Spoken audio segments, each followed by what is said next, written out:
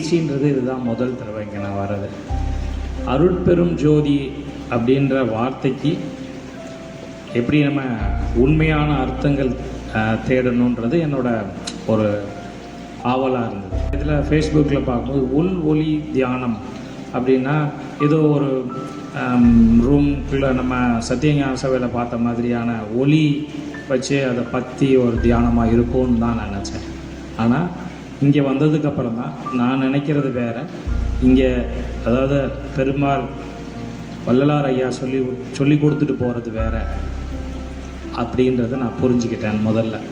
ரெண்டாவது, மனம் உருகி நான் வந்து ஐயா காலையில் சொல்லும்போது சொல்லியிருந்தாங்க, ஒரு ஐயா வந்து பாட்டு படித்தாங்கல்ல காலையில், மனம் உருகி கண்ணீர் வந்தது அப்படின்னா எனக்கு வந்து இந்த கிளாஸில் வந்து மனசை விட்டு ஒரு அழுகையில் ஒரு சந்தோஷம் அப்படின்றது இன்னைக்கு காலையில் தான்.